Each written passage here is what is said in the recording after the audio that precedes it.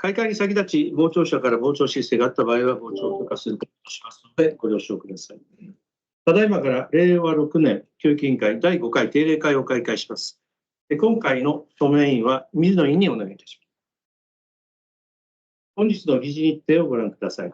日程第3、報告事項のうち、千代田区公立学校管理職の異動につきましては、人事に関する案件のため、いじめ防止対策推進法第28条第1項に基づき、重大事態の発生報告につきましては、個人に関する案件のため、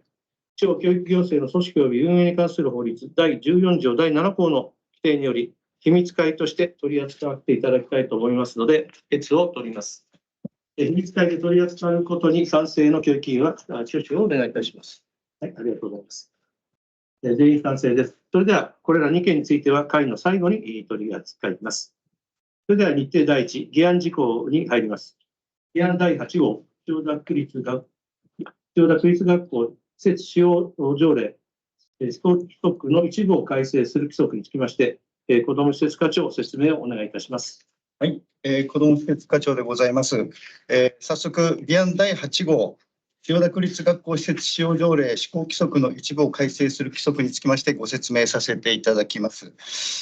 本件は去る1月23日の当委員会におきましてご議決賜りました千代田区立学校施設使用条例の一部改正に基づきまして、その条例の施行に必要な事項を定める規則を改正するものとして、2月の27日にご協議をさせていただいたものでございます。改正の理由といたしまして、1番の括弧1、お茶の水小学校の改築整備によって、目的外使用にかかる学校施設の範囲、使用量を設定すること。それから2つ目といたしまして、富士見小学校の視聴覚室を普通教室に、また3番、昌平小学校の和室を特別支援教室に用途変更したことに伴いまして、それぞれ使用量を削除するというものでございます。2、制定する規則の案文及び、改正する規則の新旧対照表に関しましては、別点というか議案の方をご覧いただければと思います。当期日にいたしましては、先般ご議決いただきました条例の改正施行期日と同じく、令和6年7月1日から、ただし事前の予約等の都合がございますため、施設の使用について必要な手続きは施行日前に行うことができることとするものといたします。その他といたしまして、学校施設使用条例につきましては、現在開会中の令和6年第1回区議会定例会の文教福祉委員会において可決すべきものとして決定をしていただいております。3月14日の本会議で議決をされる予定ということでございます。本件につきましてはご説明は以上でございます。ご審議よろしくお願いいたします。前回の協議をしていただいておりますが、ご質問等ありましたらお願いいたします。よろしいでしょうか。はい。それではこちらは議案ですので採決を取ります。賛成の教育委員は挙手をお願いします。はい、全員賛成により可決されました。ありがとうございます。それでは日程第2、協議事項に入ります。千代田区指定文化財の新指定につきまして、文化振興課長、説明をお願いいたします。はい、それでは、今回令和5年度の千代田区の、文化財の新しい新指定、文化財につきまして、私の方からご説明させていただきます。毎年、4月1日付で新たな、指定文化財につきまして、お願いしておりまして、今回その協議をさせていただくというものになります。区の指定文化財は毎年年度当初に教育委員会から、区指定文化財の候補について、文化財保護審議会に諮問していただいて、文化財保護審議会において、区の指定文化財としてふさわしいかどうか、調査し、審議した結果を、教育委員会に答申しております。今年度は昨年の5月22日の文化財保護審議会におきまして、教育委員会から諮問がありました2件の区指定文化財の候補につきまして、4回調査・審議を行ってまいりました。先月の2月7日に開催されました第4回文化財保護審議会において諮問された2件につきまして、2件とも区指定文化財として指定することが適当であるという答申が行われ、今回その答申を受けて、教育委員会での協議をお願いしたいというものでございます。それでは、資料に基づいてご説明の方させていただきます。教育委員会資料の文化振興課の資料の方、まず、令和5年千代田区文化財新指定についての丸1をご覧ください。こちらが、1件目の資料の概要でございます。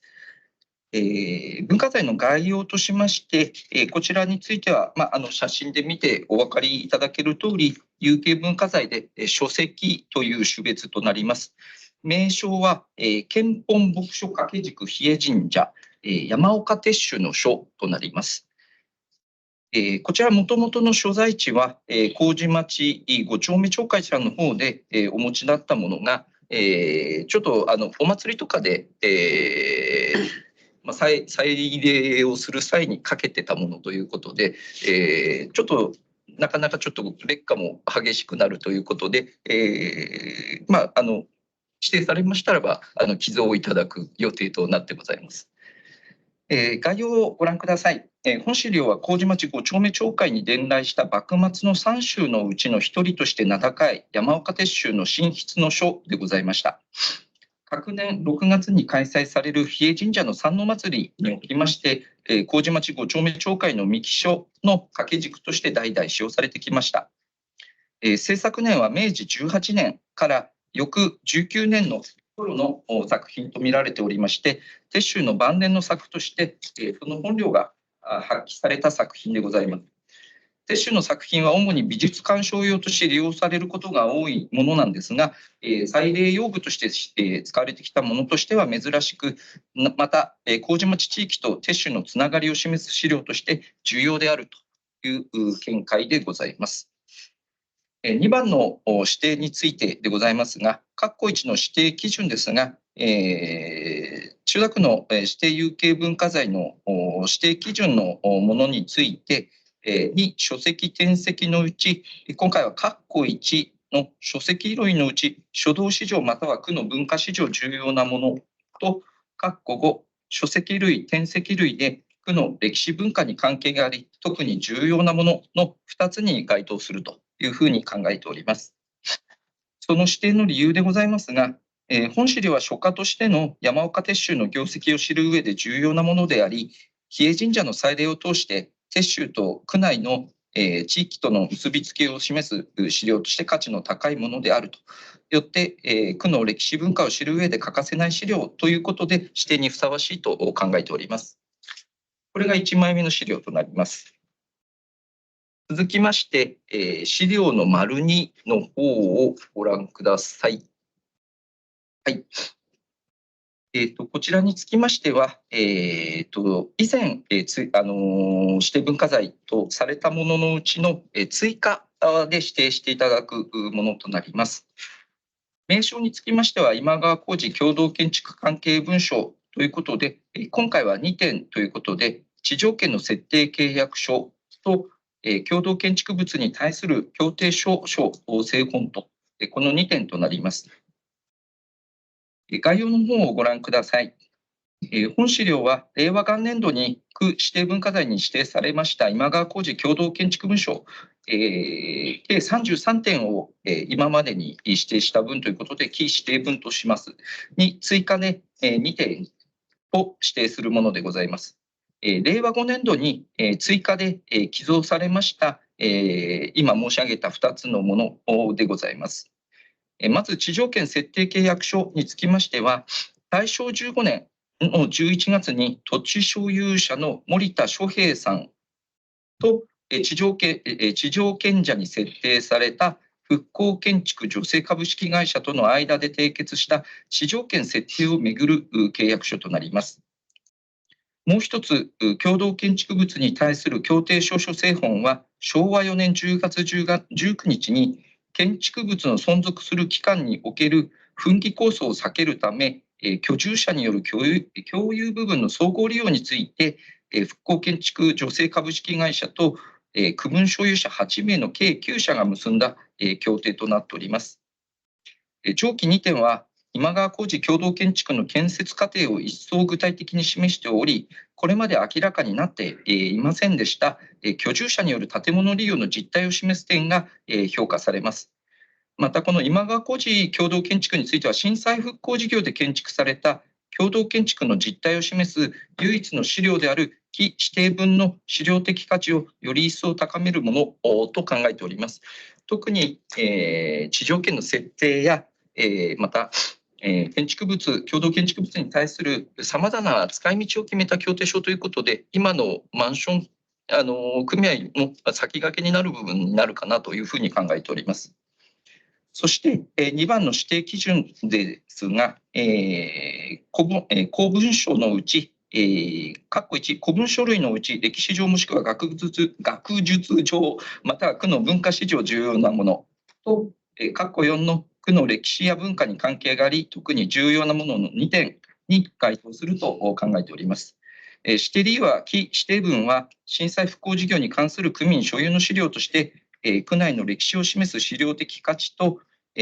丸2、共同建築に関わる東京の都市形成の実態を示す資料として希少的価値を指定理由としております。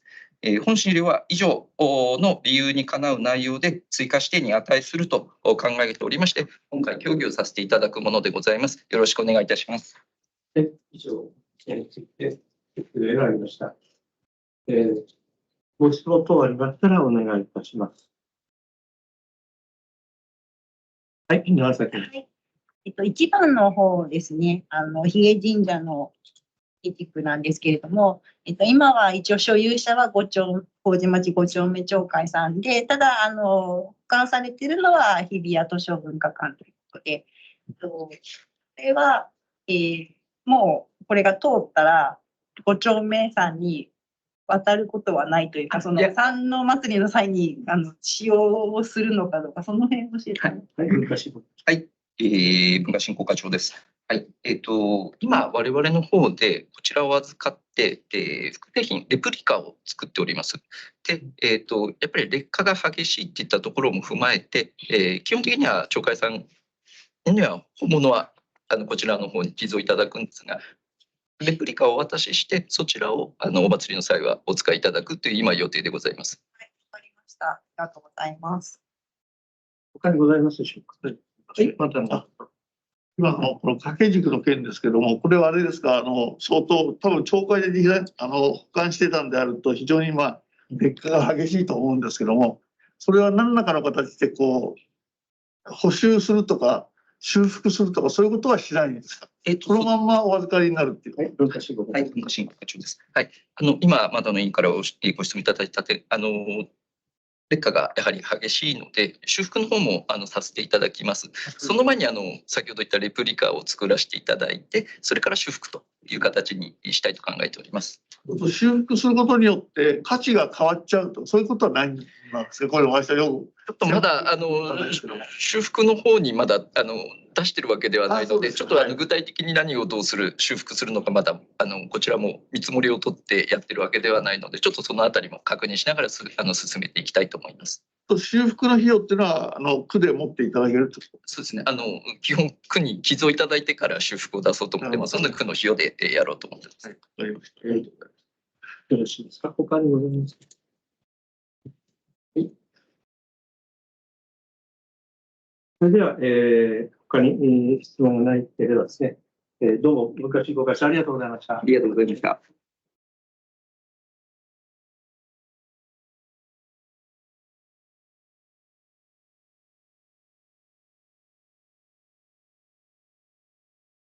続きまして、組織改正に伴う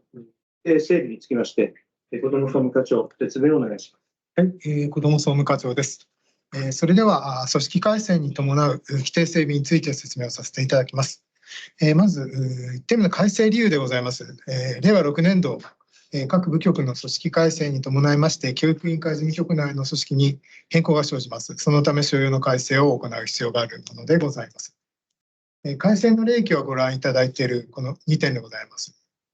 改正内容といたしましては、指導課に管理担当係長を創設いたします。設置の理由といたしましては、今、管理係長がおりますけれども、管理係長から ICT 学校教育分野を分離して、ICT の教育係長により、会議、監督を行う。業務内容の属人化や業務方の解消、業務内容の適切な分担を行うと、職員の働き方改革の推進を実現するためでございます。ICT 分野のほか、教科書、授業数、報告書の確認など、教科書関係の事務を請け負ってもらうことを想定をしております。3の括弧2の児童家庭支援センター、こちらに心理相談担当係長及び統括支援担当係長を創設いたします。こちらにつきましては、心理相談担当係長の設置目的といたしましては、相談者への専門的支援を強化するため、困難ケースの対応であるとか、個別ケースの助言指導、あるいは心理職の人材の育成を担う担当係長を配置するというものでございます。また、統括支援の担当係長におきましては、児童福祉と母子保健部門、連携しながら一体的に支援するために担当係長を配置するというものでございます。新旧対照表といたしまして、まずこちら、指導課に管理担当係長を置きます。から児童家庭支援センター、子育て事業係、子ども家庭相談係と、ありましたけど、そこに心理相談担当係長、統括支援担当係長を、それを児童相談所準備担当係長、発達支援係、児童センター係の体制としていくということでございます。また、こちらの庶務規定につきましても見直しを図っていくということでございまして、こちらの心理相談担当係長は、子どもと家庭に関わる相談対応における心理アセスメント、心理、支援等に関すること、あるいはスクールカウンセラーの派遣に関する教育相談に関すること、支援相談に関し所長が必要と認める。あるいは統括支援担当係長においては、子どもと家庭に関わる相談対応における児童福祉と母子保健の一体的な支援、にかかる連絡及び調整に関することを請け負ってもらうことを想定しております。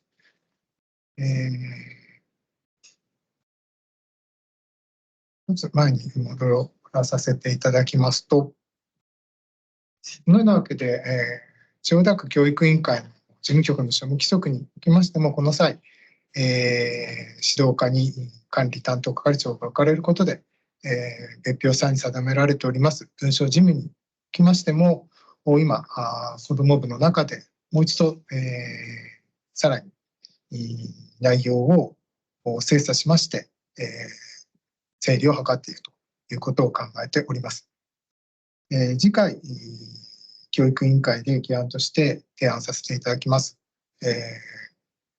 協議のほどよろしくお願いいたします。説明は以上でございます。はい。説明ありがとうございます。この件について、ご質問ありましたらお願いします。はい、はい。新しい係長が創設されて、実際に職員の人員がその課の中で増えていくのか、それともなんかその兼任とかで結局一人の人が同じ複数の会長をやったりする、その辺はいかがですか。はい、子ども総務課長です。今ご覧いただいている管理担当係長におきましては、新たに人材をつけるという形になっております。こちらの児童家庭支援センターの心理相談担当係長、これは新たに配置ということですが、統括支援担当係長は、これは保健所と兼任を想定しているというところでございます。以上です。統括支援担当係長以外は新たにそうですね。来ると。はい、そういう理解。はい、他にご質問ありますか。よろしいですか。はい。それでは次に行きます。続きまして、仮称千代田区教育と文化に関する大綱各案及び仮称千代田区子育て教育ビジョン素案につきまして、教育政策担当課長の説明をお願いします。教育と文化に関する大綱、そして子育て教育ビジョンにつきましては、パブリックコメントを実施させていただきましたので、その結果についてご報告させていただくとともに、子育て教育ビジョンにつきましては、次回の教育委員会で議案としてご審議いただきますため、内容について協議をさせていただきます。まず、パブリックコメントの実施の概要でございますが、2月の5日から19日まで実施をしております。受注方法、周知方法、こちらの資料をご覧いただいている通りでございまして、スグールの方でも周知をさせていただきました。ご意見の提出は6名の方から6件ございました。その概要と区の考え方についてご説明をさせていただきます。ご意見ですけれども、このビジョンなどの記載内容そのものというよりは、個別の取り組みについてのご意見が多くございました。まず1番目でございますが、1番目の方からは、情緒学級の設置や国語の習熟度別指導についてのご要望でございました。今後の施策の参考とさせていただきたいと考えてございます。2番目でございますが、九段中等教育学校後期課程の給食に関するご要望でございました。こちらも今後の施策の参考とさせていただきたいと考えてございます。また、失礼しました。2番目の、九段中等教育学校後期課程の給食につきましては、後期課程、今年の1月から、弁当の試験販売をしておりますため、その旨のご回答をしたいと考えてございます。続いて3番目。同じく九段中等教育学校の給食提供についてと、低所得家庭の支援として備蓄品などを配布する食のサポートをしてはどうかというご提案でございました。中等の給食については2番目と同じご回答をするとともに、食のサポートについては関係部署と情報を共有する旨ご回答したいと考えてございます。続いて4番目でございますが、こちらはビジョンの記載として、学びや教育の目的が書かれていないのではないかというご指摘と、想像力を育むなどアウトプットの視点がないのではないかというご指摘でございました。1点目の学びや教育の目的につきましては、基本理念、それから目指す子どもたちの姿に記載をしてございます。また、2点目の指摘、想像力という点については、基本的方向性のうち読書活動の部分に関連した記載をしてございます。いずれにつきましても、日常の教育活動に対するご意見としても受け止めさせていただいてございます。続いて5番目。こちらはアフタースクールの充実と1人1台端末についてのご要望でございましたので、今後の施策の参考とさせていただきたいと考えてございます。最後の6番目でございますが、中等教育学校を設置していることで、0から18歳までを見通した学びの保障等ビジョンに記載していることですとか、中等教育学校に特化した生成 AI の取り組みを記載していることなど、すべての都立学校生が享受できない取り組みを区の施策としてこのビジョンに記載するのはおかしいのではという趣旨のご意見として受け止めてございます。これにつきましては、区立中等教育学校の設置は千代田区ならではの施策であるためビジョンに記載しているということ、それから生成 AI の取り組みについてはその成果につきまして、区内各学校への共有を検討している旨ご回答したいと考えております。いただいたご意見についてのご説明は以上でございます。大綱ビジョンいずれもパブリックコメントを踏まえての修正はございません。一方でビジョンにつきましては、1月の教育委員会でご報告した内容から、議会でご指摘があった部分がございまして、一部修正をしておりますので、そちら簡単にご説明をさせていただければと思います。30ページ、31ページのグローバルに活躍する人材の育成の部分でございます。31ページでございますが、議会の方から、グローバル人材の育成には自分の考えや意見を発信していくという視点が大切ではないかといったご指摘をいただいております。このため、目指すべき姿の中に、共同的な学びや探究的な学びなどを通じて自分の考えを論理的に説明したり、解決に向けて話し合ったりできる資質能力を培うという文言を追記してございます。また、20ページ、21ページ、豊かな心を育て、多様性を認め合う人を育む教育の推進でございますが、こちらの中に、障害者スポーツという文言がございます。障害者スポーツという言葉ですけれども、昨今ではパラスポーツという言葉で普及されてきているといったご指摘をいただいております。お示ししている案では障害者スポーツのままでございますが、次回ご審議いただく際にはパラスポーツに修正してお諮りをさせていただければと考えてございます。今後の予定でございますが、ビジョンでございますが、冒頭申し上げましたとおり、次回の教育委員会で議案として付議させていただきたいと考えてございます。このビジョン本編のほか、以前ご報告させていただきました子ども版についても同時にご審議をいただければと考えてございます。なお、大綱につきましては、区長決定により3月中に策定予定でございます。説明は以上でございます。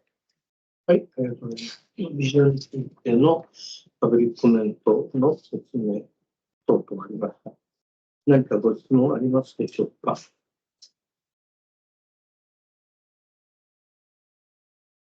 質問の中でもアウトプットとか子どもたちの意見発表なんてのは、この間の千代田学の発表なんかはまさにそういうことを育成している大きな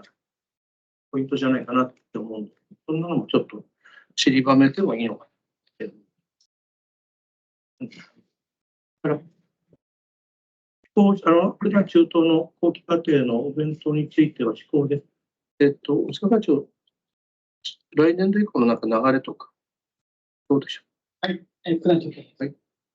1月中旬から施行ということで始めてまして、当初はですね、6年生はもうほとんどもう学校来てないので、4年生と5年生の約300人ちょっとなんですけども、で30食ぐらいから始まって、今大体安定して40食ちょっとが出ているというような状況で、生徒の評価もいいので、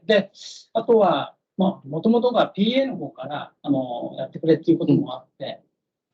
で、PA の方からも続けてほしいということは伺っているので、ちょっと文章をいただくような形でですね、4月以降はですね、正式な継続という形で考えております。ありがとうございます。そんな流れの中ですかね。ありがとうございます。他にございますでしょうか。よろしいでしょうか。ビジョンについては教育委員会の方で、今後決定しているということで、今、途中何かまたご質問とあったら、また久保田課長の方でまた質問、ご意見等あったらお寄せいただければというふうに思います。よろしいでしょうか。はい。続きまして、幼稚園教育職員の勤務時間、休日休暇等に関する条例施行規則等の一部改正、並びに、学校職員含む取扱規定等の一部改正につきまして、指導課長、説明をお願いします。はい、指導課長です。それでは私からは、幼稚園教育職員の勤務時間、休日休暇等に関する条例施行規則等の一部改正、並びに、学校職員含む取扱規定等の一部改正について説明をいたします。なお、本件は次回議案として提出させていただきますので、よろしくお願いいたします。それでは資料をご覧ください。まず、項番1ですが、令和6年1月に千代田区の職員の勤怠管理システムのリプレースが行われました。幼稚園教育職員も当該システムの対象となっておりますが、その運用については令和6年4月1日から開始することといたしました。運用開始にあたりまして、関連する教育委員会規則及び教育委員会規定の一部の改正を行うものとなります。項番の2、改正する教育委員会規則及び改正内容ですが、まず、勤怠管理システムのリプレースについて概要を簡単にご説明いたします。千代田区は DX 戦略を推進しておりまして、人事給与にかかる関係書類をペーパーレス化するために、勤怠管理システムから電子申請できるようシステムの更新を行ったことが、今回の主な改良点となります。改正する教育委員会規則は資料にお示しの3件となります。まず1件目が幼稚園教育職員の勤務時間、休日、休暇等に関する条例施行規則の改正です。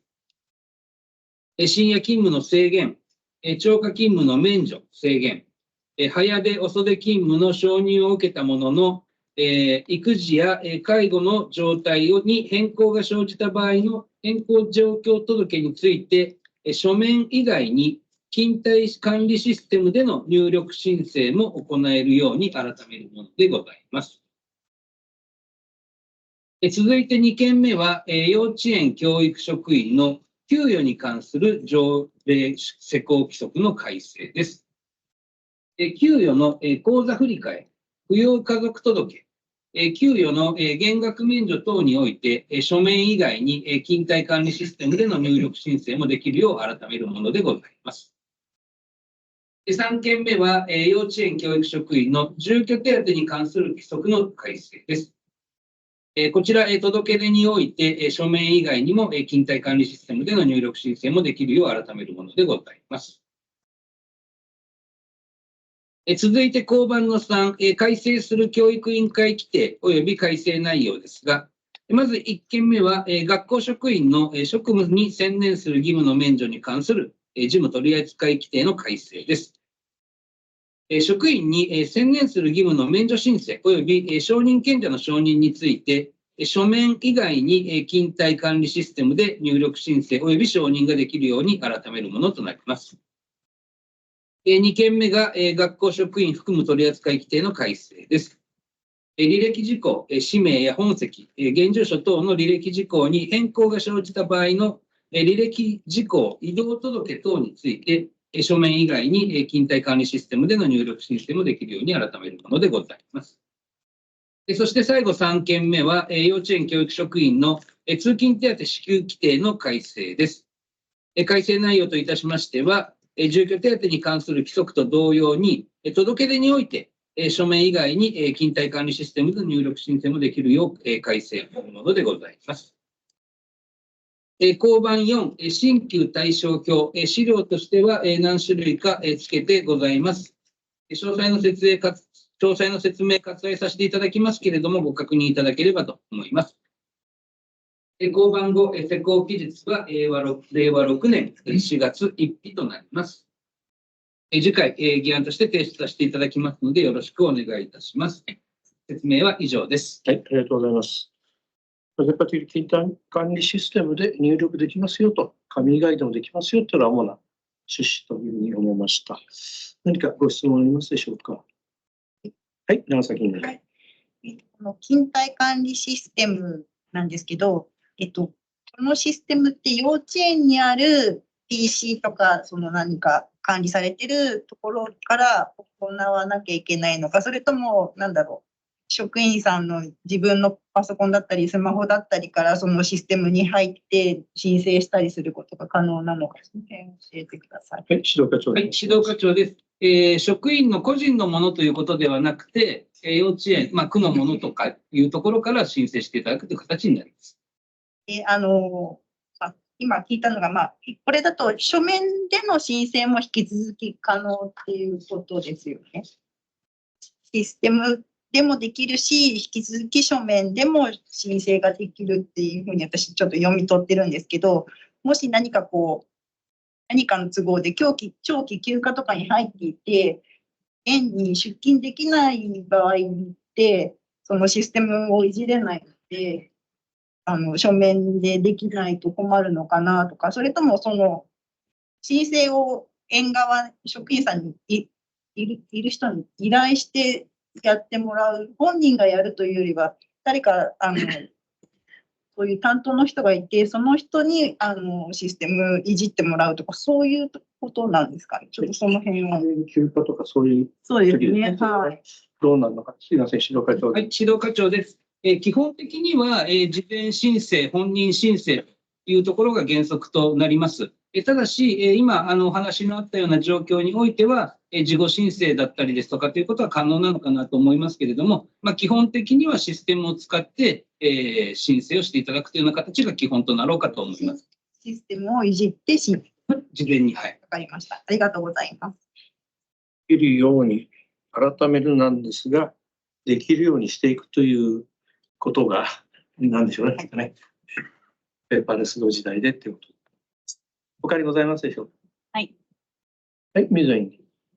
員。質問なんですが、3番の改正する教育委員会規定のところの1番の学校職員の職務に専念する義務の免除というのはどういうこと？職選名ですね。じゃあ、指導課長。はい、学校職員に関しましては、職務専念義務というのがございます。それを、さまざまな事情により、免除申請をすることができるというような内容になってございます。例えばどんな、想像ができんか。ごめん。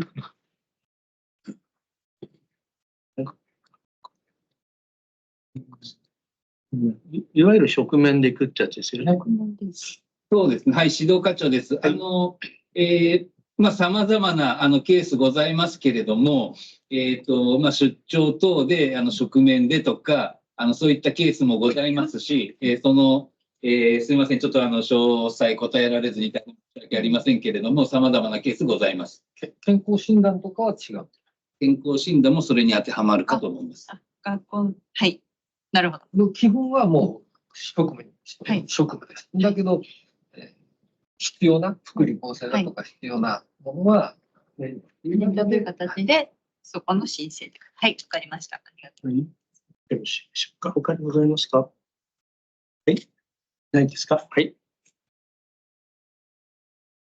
それでは、これらの協議案件につきましては、4件ですね、次回議案として提出いたしますので、よろしくお願いします。それでは日程第3報告事項に入ります。令和6年4月、区立幼稚園こども園短時間入園選考結果につきまして、子ども支援課長、説明をお願いします。それでは、令和6年4月、区立幼稚園こども園、こちらこども園につきましては短時間の、内容となってございます。入園の審査結果につきまして、簡単にご説明をさせていただきます。こちらの表ですけれども、縦がそれぞれの、幼稚園、こども園となってございます。横がそれぞれ3歳児、4歳児、5歳児の人数です。4歳児、5歳児につきましては、基本的に途中の、入園という形になりますので、大体が申し込みなしという状況でございました。3歳児につきましては、こちら募集数、麹町幼稚園を例にとりますと、35とございますが、これはイコール定員でございます。こちらの下の括弧が、昨年と比較した、数値となってございます。したがいまして、麹町幼稚園の定員募集が35で、昨年と変わってないという状況です。以下、他の園もそれぞれ定員に変更はございませんので、0という形になってございます。でこちらが次、4月での申し込み者数です。麹町幼稚園ですと13名。昨年と比較して9名の減となってございます。内定数が同じく13名。昨年と比較して9名の減です。でその募集数、定員から引いた、申し込み者数、内定者数が、空き数となりまして22名。昨年と比較して9名の増となってございます。以下それぞれの園、こちら内訳となってございます。最終的な合計が募集数195名のところ、申し込み及び内定者数がそれぞれ99名。昨年と比較して13名の減となってございます。従いまして、空き数が96名。昨年と比較して13名の増となってございます。以下4歳児、5歳児につきましてもご覧の通りです。簡単ですが、ご説明は以上です。はい、ありがとうございます。これにつきまして、何かご質問ございますでしょうか。よろしいでしょうか。はい。では続きまして、令和6年4月、保育園等入園選考結果につきまして、子ども支援課長、説明をお願いします。引き続き、令和6年4月、保育園等の入園選考結果についてご説明をさせていただきます。ちら1番目、申し込み状況及び選考結果でございます。こういう件につきましては、1次、2次という形で申し込み及び募集を行ったところでございます。それぞれの申し込み者数、募集数、内定者数がこちらとなってございます。右の欄がそれぞれの歳時でございます。1時につきましては、申し込み者数が421名。こちら、括弧は先ほどと同様、昨年度の比較となってございます。昨年と比較して14名の増となってございます。募集数は合計で717。昨年と比較して97の増。内定者数が346。昨年と比較いたしまして7名の減となってございます。比較的、0歳から2歳までは申し込みが若干増えている形と、3歳から5歳につきましては、緩やかに減っているというような状況が見て取れます。最終的に総申し込み者数は469名、昨年と比較して15名の増。総内定者数は392名、こちら昨年と比較してプラスマイナス0という形になってございます。申し込み方法です。昨年からオンラインによる申請を受け付けたところでございます。窓口につきまして、昨年の失礼いたしました。今年度の令和6年4月の申し込み状況が A、昨年の令和5年4月の申し込み状況が B という形になってございます。それぞれ1時、2時の内訳がこちらとなってございます。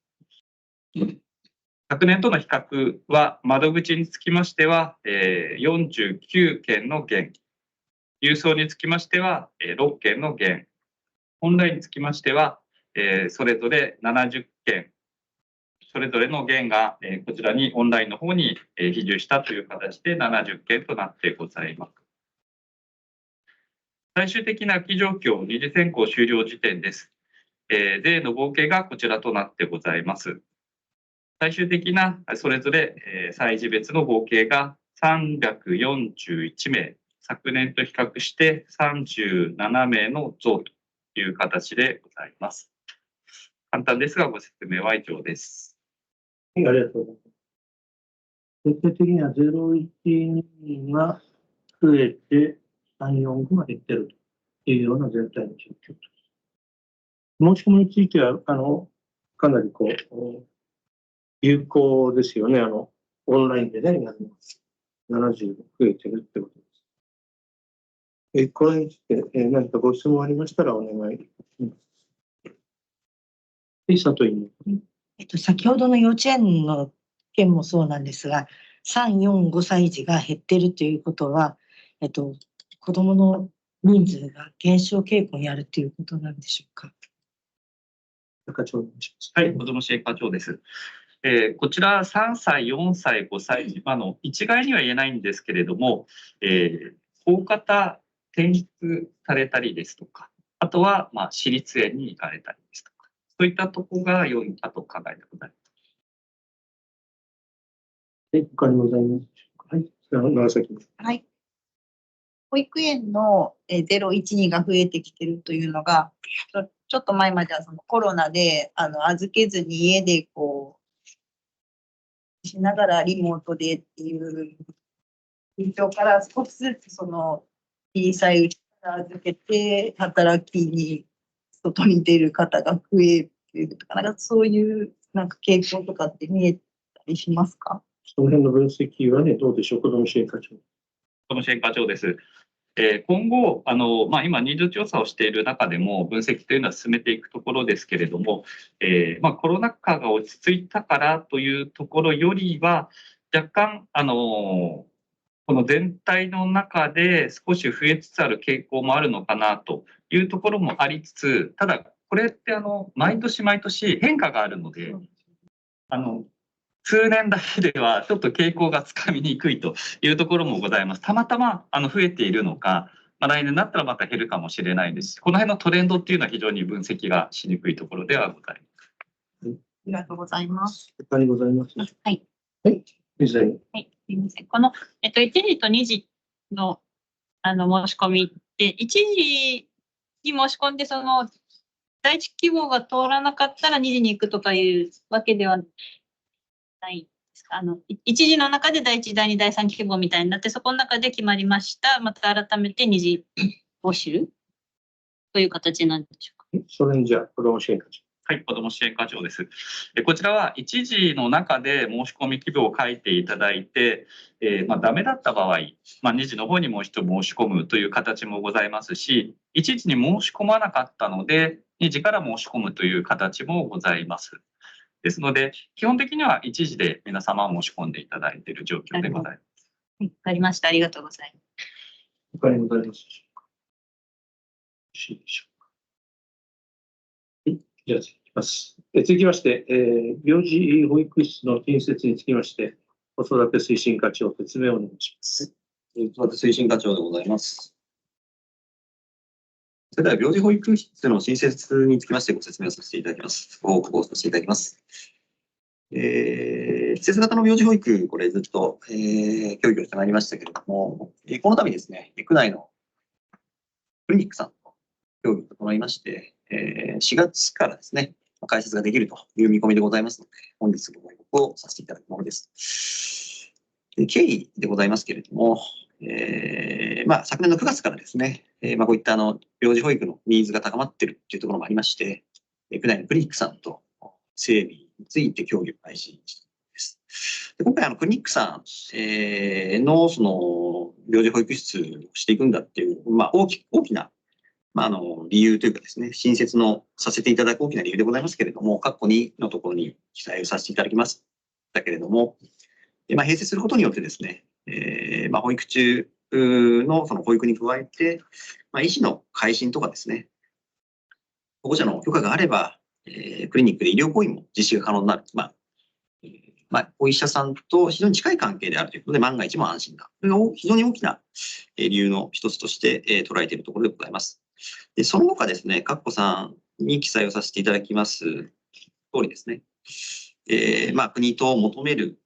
設置基準を満たしていたりだとか、早期に開設が可能であること、十分にその利用者の需要も見込まれることっていうところを大きな理由として、区の実施する病児保育室として最適であるというふうに判断をさせていただいたところでございます。開設日でございます。こちら、令和6年の4月1日となってございます。予約の開始が4月1日、保育はですね、4月の翌日の2日からという形になります。実施の場所でございますけれども、施設名がのびすこキッズケアというところでして、一番町にございます半蔵門のびすこ子どもクリニックに施設をする保育室でございます。施設の規模でございます。国と都の基準との対比を表として表させていただいております。のびすこキッズケア、国との求める基準に、を満たしておりますという表を掲載させてございます。ではご覧いただければと思います。運営形態でございます。利用対象といたしましては、区内に在住いたします生後6ヶ月から、就学前の児童で、下の丸1から丸4の要件いずれにも該当することが必要となります。実施の日時でございますけれども、平日のですね、月曜日から金曜日の午前9時から午後5時半までということになります。土曜日、日曜日、祝日とですね、年末年始曜日、クリニックの夏季休業日、1週間程度ですが、こちらは、お休みというところでございます。受け入れ可能な疾病でございます。下に書いてございますけれども、麻疹、放送、新型コロナウイルス、こちら以外はですね、基本的にはクリニックで治療可能な疾病は受け入れていただけるというところでございます。受け入れの人数でございます。1日あたり3名限度とさせていただいております。ただしですね、疾病の状況によっては、ちょっと減ずることがあります。基本的には、感染症の状況でありますとか、また催事、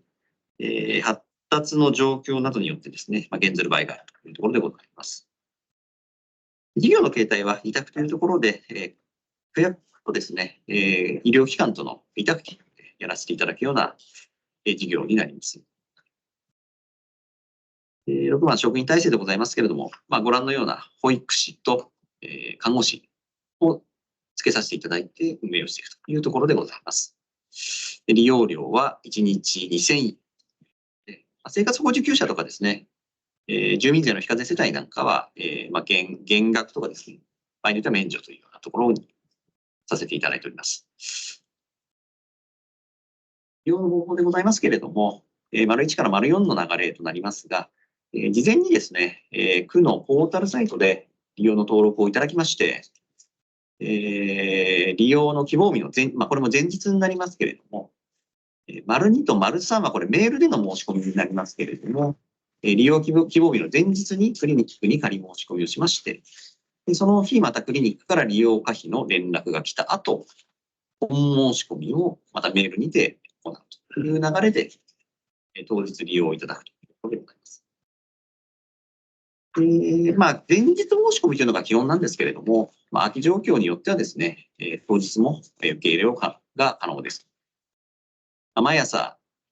9時にですね、クリニックのホームページでその日の受け入れの状況、疾患なんかを周知をして、当日受け入れに対応するというところでございます。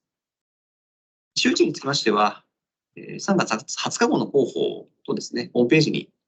公開をさせていただきまして、周知を図っていく予定でございます。ご説明は以上でございます。はい、ありがとうございます。何かご質問はありますでしょうか。はい。はい、名人。はい。受け入れ可能の病気って、ここにはインフルエンザは書いてないということは、インフルエンザは OK。はい、インフルエンザは、はい、OK でございます。わかります。ありがとうございます。はい、ちょっと細かいことなんですけれども、一応保育施設ということで、お昼ご飯っていうのは、親が用意して、で食べさせてもらう。なんか、この保育室って何か用意していただけたりするものなんでしょうか。子育て推進課長でございます。はい。昼食はですね、基本昼食、おやつは利用者に持参していただくような形になりまして、ミルクとか飲み物はクリニックで提供という流れになっています。他にございますでしょうか。よろしいですか。はい。それでは、続きまして、令和5年度5歳児の運動能力に関する調査の結果につきまして、指導課長、説明をお願いします。はい、指導課長です。それでは私からは、令和5年度5歳児の運動能力に関する調査の結果について報告をさせていただきます。まず、大きな交番の1本調査についてということです。その中の交番の1対象ですけれども、東京都の公立幼稚園こども園に在籍する5歳児を対象としておりますけれども、千代田区においては、区立保育園でも同様な調査を実施しております。失礼しました。交番の2、調査項目ですけれども、資料記載の5種目となります。なお、千代田区といたしましては、生活習慣に関する保護者アンケートも実施をしているところでございます。交番3、東京都の令和4年度の調査結果と令和5年度の千代田区の比較となります。東京都といたしましては、本調査は3年ごとに行われております。昨年度に調査を実施したため、今年度の東京都の調査結果はございません。区としては、毎年独自に実施をしておりますので、今回記載している結果は東京都の令和4年度、そして千代田区の令和5年度の比較ということになります。表の中の緑色の部分が東京都の数値を上回っているもの、赤色が下回っているもの、青色が同数値ということになります。5歳児は5種目のうち、待機時持続時間を除く4項目で、令和4年度の東京都の数値を上回っております。各幼稚園の比較については、表に記載の通りです。幼稚園、こども園、そして種目にもよりますけれども、比較的緑色の数値が多く、東京都の平均値を上回っている種目が多いということがわかります。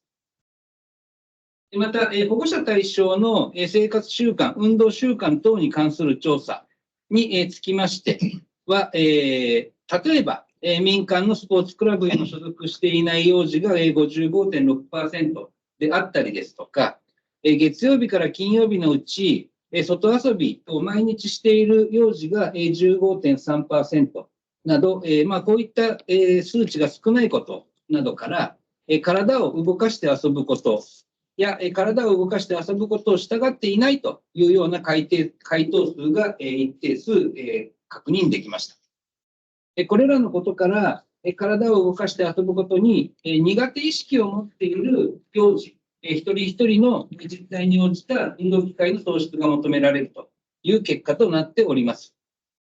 これらの結果も踏まえまして、今後の対応といたしましては、引き続き外遊びの推進、昨年度から本格的に取り入れておりますコーディネーショントレーニングの推進などを通しまして、さまざまな機会を捉えて、体力向上の取り組みができるように、支援してまいります。報告は以上となります。はい、ありがとうございます。この5歳児の調査って何月にやったんでした？やったのはもうまさに近々で、実施をしているかと思います。最近ですね。はい。はい、何か質問ございますでしょうか。はい、長崎に。今この表では、都の令和4年度の数値と今年の区内の数値なんですけれども、区内のそれぞれの幼稚園の令和4年度との数値の差がどれぐらい出てるかっていうところと、あと、一緒に実施しているという区立保育園と幼稚園に何かこう差が出てたりするのかを教えてください。指導課長、お願いします。はい、今すいません、指導課長です。手元に、数値ございませんけれども、そういった比較もしようと思えば可能にはなってございます。幼稚園って小学校と併設だから校庭があって、広いところで活動するスペースもあるかと思うんですけど、保育園っていうのはやっぱり園庭が限られてくると思うので、そういったところで何かこう幼稚園と保育園に差が出てきたりするのか、ちょっと知りたいなと思ったので、もし機会がありましたらお願いします。よろしくお願いいたします。他にご質問ありますでしょうか。よろしいでしょうか。それでは、その他事項、それでは日程第4その他事項に入ります。中堅委員会行事予定表候補塩田3月2号ですね。子ども総務課長。はい、子ども総務課長です。それではまず行事予定表からご覧ください。本日から4月25日まで行事予定表となっております。年度末から年度始めにかけまして、卒業式、あるいは卒園式、あるいは入学式、入園式と、入ってまいります。教育委員の皆様におかれましても、それぞれに言っていただくような形になっておりますので、改めてご確認をいただければと思います。どうぞよろしくお願いいたします。続きまして、広報原稿の一覧でございます。広報千代田3月20日号となっております。3月20日号は子ども部、それから地域振興部に関連するもの23件ございます。子ども部については5件です。ご覧いただいております通り、子ども部の5件につきましては、ベビーシッターの利用料を補助する。忘れずに申請してくださいであるとか、あるいは、今、子育て推進課長からご説明ありました、病児保育室を開設します。であるとか、前回の教育委員会でも報告を差し上げました、令和6年度小勝教育交流事業の実施について、などが広報で、周知をされるというような形になっております。その他ご覧いただければと思います。説明は以上でございます。はい、ありがとうございます。行事予定表等ありますでしょうか。何かございますでしょうか。はい、長崎にどうぞ。わってからで構わないので、経営方針の説明会の時間がどれくらい午前で終わるのかとか、集中予定した方がいいのか、その辺分かれば教えてください。今分かったら、後ででもいいはい、です指導課長です。では、後ほど、はい、お願いいたします。はい。3月16日のところは、区長、教育委員と書いてあるのは、お茶の水小学校幼稚園の落成親会の方のところでの出席ということですね。よろしくお願いいたします。あとは、それぞれ中学校卒業式、そうですね、分担されていると思いますが、それぞれよろしく。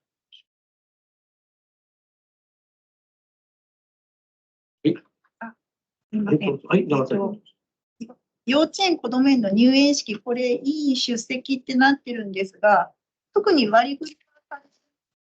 例年なんだろう、感じがあったと思うので、なんか割り振りがあるようでしたら教えてください。はい。どちらかというと、行かれるときは園に連絡するんじゃなかったっけ？自分で連絡しました。自分で。はい。この辺何か変わってなければ、各自でやります。そうですね。今回は3月18日。4月10日の入園式。入園式。卒園式は割り振られる。入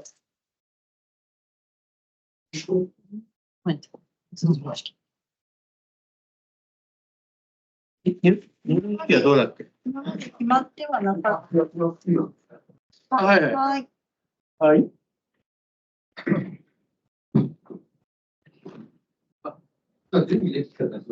はい、すみません。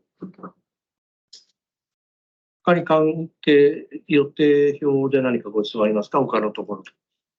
よろしいですか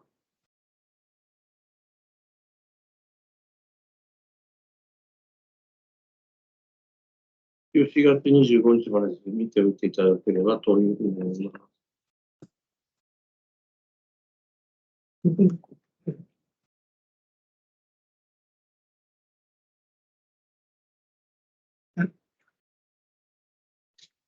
はい、はい、じゃあどうぞ。は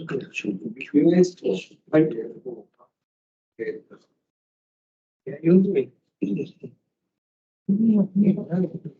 小学校の入学じゃなくて幼稚園ですよね。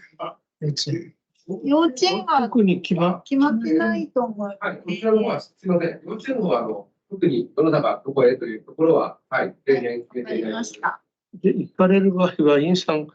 各自で連絡して。去年はそうしましたけど、はい、把握しておいて、事務局で把握されてた方がいいんだったら、ご報告も入れますし、連絡はこちらでしてもいいです。これはどうしましょうか。逆に行って迷惑になったらいけないし。いやいや、そうしましたら、急に来られるとただびっくりする。いただいて、はい、それで、幼稚園の方に、事務局の方からお伝えする。はい。はい。後ほど。いや、いいんです。その同じとこ行かない方がいいですね。そこはじゃあ、4人で相談してから。そこはすみません。はい。はい。よろしくお願いいたします。ありがとうございます。じゃあ、広報しようだということにて大丈夫でしょうか。なければ。はい。それでは、教育委員さんから情報提供がありますのでお願いします。長崎委員からお願いします。はい。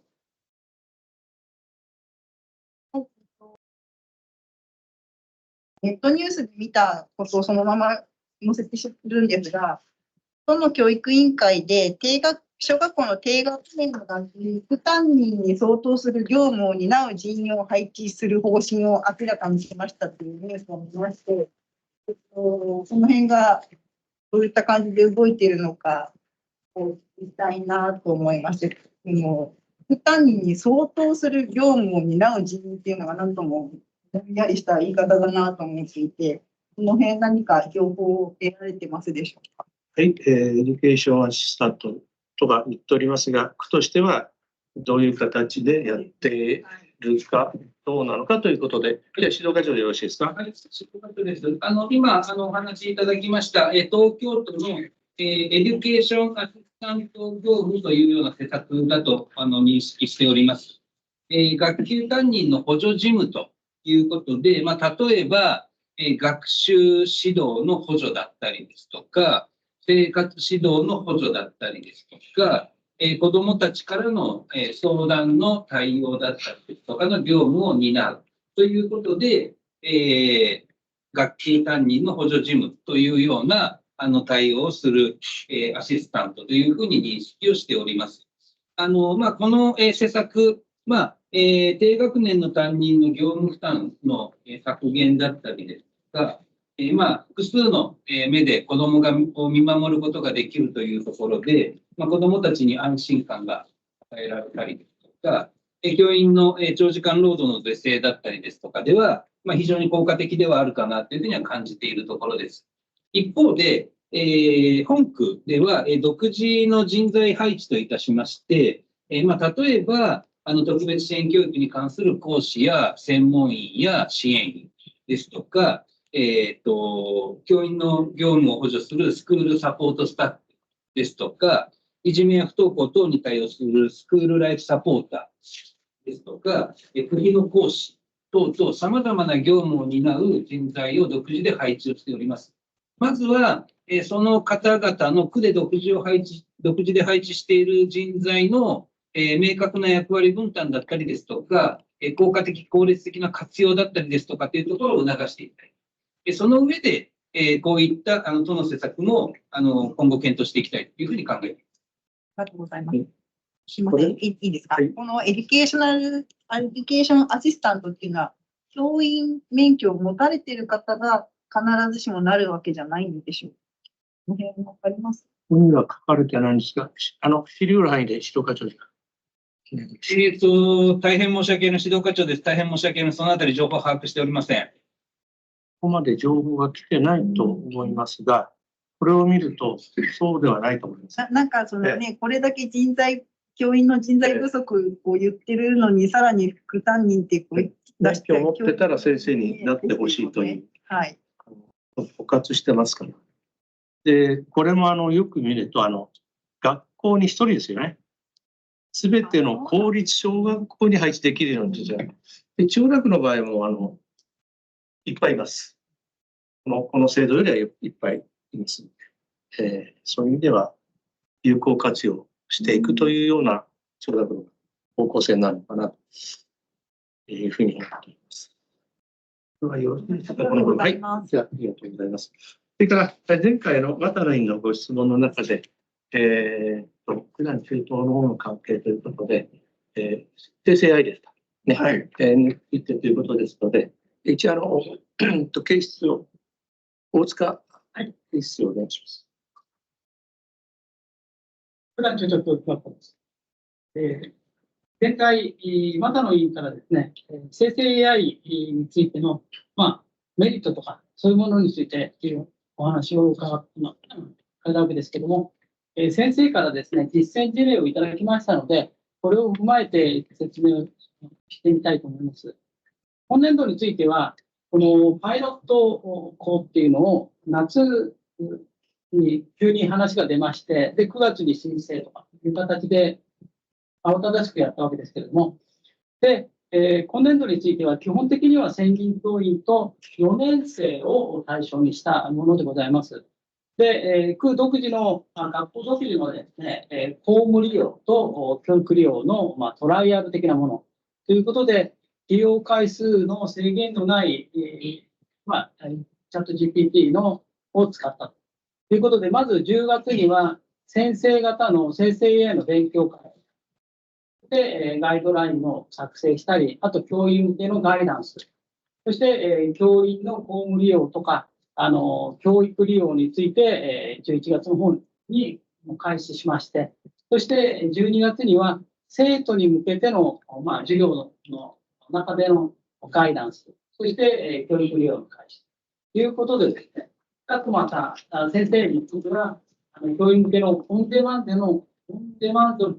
での研修も配信したというような形でですね、で、公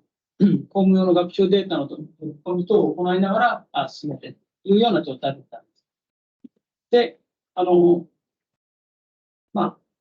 国の方から生成 AI のガイドラインが出てるんですけれども、そういうものを踏まえてですね、生成 AI についてどういうのかというので、システムの説明、そして活用事例、そして、システムの利用というような形になる。で、制度については、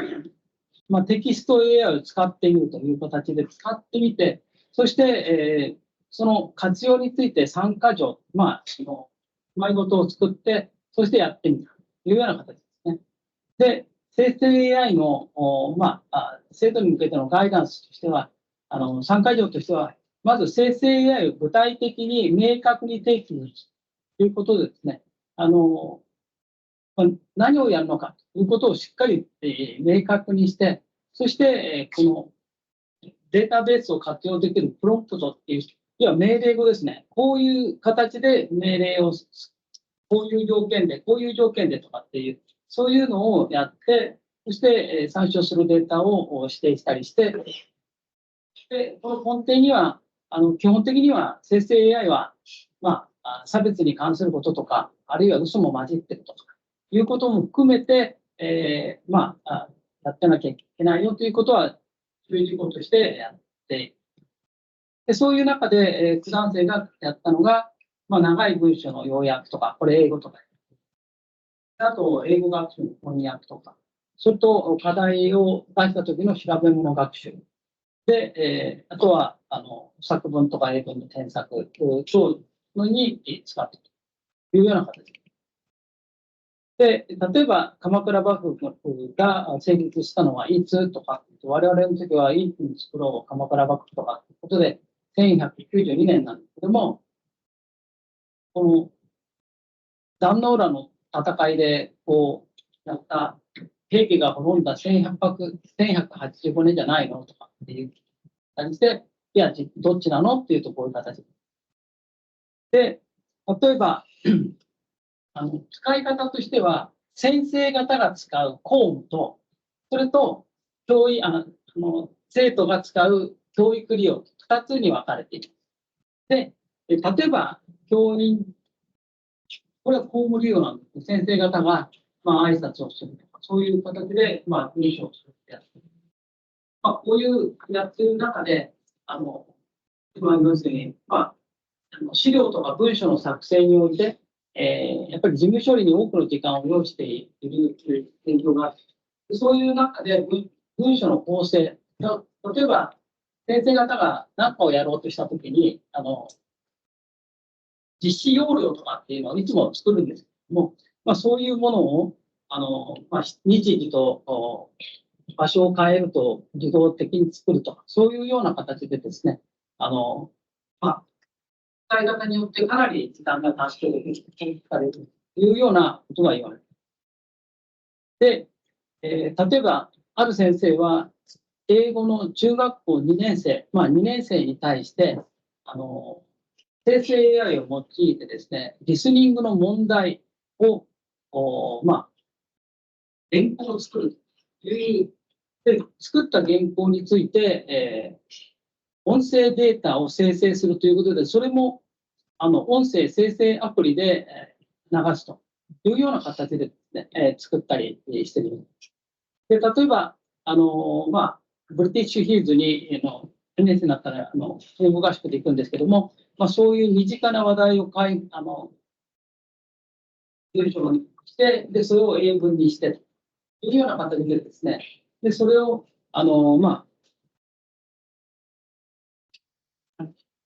授業の時に、その生成、音声も生成アプリでやって、で、生成 AI をやることで、生徒の実態に即したリスニングの問題を作ることができたとか。あと、音声自体を生成することで、これまで先生が読み上げて録音していたものもですね、短縮するとか、あるいはそのネイティブスピーカー、つまり、ネイティブの外国の人がいない場合でも問題を発生することができるというような使い方をされている。で、そういう中でですね、例えば、国語なんかで、漢文とかの動詞が、彫刻、仮民とかって、小さい国で、国民は少ないのが理想とした国だとかっていうのが、こう習うわけ、4年生になって習うんですけども、そういうことをいろいろこう、漢文で出てもどういう状況なのかよくわからないって言ったときに、この GPT を使って、こういう命令文を15人程度で小さな国だ、アジア系の顔立ちで小さな子供から年老いたとか、あれ豊かな自然とか、そういうようなことを入れると、例えば、こういった例として、こんな感じで、だから視覚でそれが大体把握できるというような形ですね。こういった難解な概念、この昔の状況が全然わからない、そういうのを理解する際に、画像生成 AI を言う。で、今後、この命令文、どういう形で入力すればいいんだっていう、そういった作成能力が向上することで、話す力とか、読解力の向上にもつながるというような。で、基本的には、まずはそのメリットっていうと、先生方については、公務の効率化とか、あとは先生自体の情報活用能力が進む。あと、生徒についても、生徒自身がこういう使い方を実際やることで、メディアリテラシー、要は、そういった情報を飛び越えて、で活用して、そしてそれをインターネット等でコミュニケーションに生かす、そういった情報活用能力の向上とか、あとは学習の質の向上、こういうのが見られましたということでした。説明についていいですか。はい、ありがとうございます。具体的にそれぞれの課題とかまとめをしていただきました。大きく2つあって、子どもが活用する場面と、その後先生が活用する場面、その先生が活用する場面が2つあって、学習の指導に当たる部分と、それからいわゆる先生の公務に当たるっていうふうに分かれて、今全部お話しされたのはそういうところだと思って、子どもの生成 AI については、今試行で来年度本格的な指導なので、子どもたちの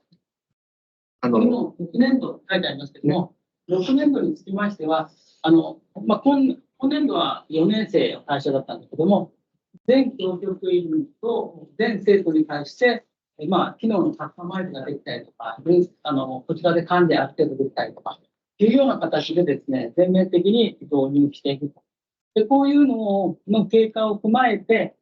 他の小中に広げていくということです。それと、最新情報としてはですね、昨日、令和5年度に DDDX ということで、このパイロット校の急に話が夏に出たんですけども、昨日、令和6年度、来年度についても同じようなことをやりますよということで、本日、その公募の要領が来まして、でもう22日には出しなさい。提出しなさい。で、29日にはもう全国で100校ぐらいらしいんですけども、100校決めますということで、かなりバサバサしてよく手を挙げてみるというふうに、校長と情報科の先生が言ってました。はい、以上説明ありました。よろしいでしょうか。はい、また。これはパイロット校になったっていうことで、相当やっぱり先にいろいろ体験できるっていうようなことがあったんですよね。そうですね。九段長です。先ほど、久保田委員の時の、意見が6件出たというような中でも、九段中等は18歳までの続けた教育で、生成 AI もやってるよね、顔どうするのなんて話もありましたけど、まずはやっぱりもともと九段中等作ったこと自体が、まあ、公立校のこう人気が上がっている中でっていう背景もあるんですけども、やはりこの他の小中のこう、まあ、先駆けでやってみてで、いいものを広げていくというような形がになってるんじゃないでしょうか。あと、すみません。あと実際の先生が使って工具利用にお使いになったことによって先生のその仕事の削減にはつながりそう。まあこれからなんですから、その辺のところがどんな感じなんでしょう。実際どのぐらいなのかっていうことはちょっと私の方では分かりかねるんですけど、でも聞いた話によりますと、先ほど言ったように試験問題を作ったりとか、その試験問題も例えば英語とかについても例えば英検2級、上位2級、1級とかってレベルがありますけど、レベルごとにそういうのも変更可能だとかいう形で、使い方によってはいろいろ使えるみたいなので、先生の、使い方の幅も広がるし、あるいは、なんていうんでしょうか、先ほど言った物事をなんかイベントをやる、旅行に、研修旅行に行くとか、こういうことをやるとかっていうのをいつも紙で、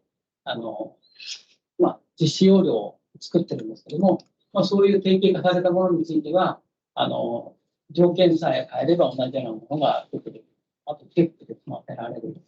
いうような形でですね、かなりの効率化が期待できるというふうには聞いています。一つはメディアリテラシーの件でガイドラインの作成っていうのは、九段さん独自でこれはガイドラインを作りになるってことになるわけなんですか。はい、そうですね。国の方から AI の活用とかガイドラインとかが出てますので、多分それを基本的には元にしてるんだと思うんですけど、普段独自で作っていたところまでちょっと申し訳ございません。そこまで分かりかねます。よろしいですか。はい、ありがとうございました。で、本格的に6年度指導します、ね。そういうために、4000万ぐらいですかね。予算をつけて、これから本格的に指導するということですので、成果等はまた、それが経過見ながらですね、ご報告していただければというふうに思います。それでは、これから秘密会に入ります。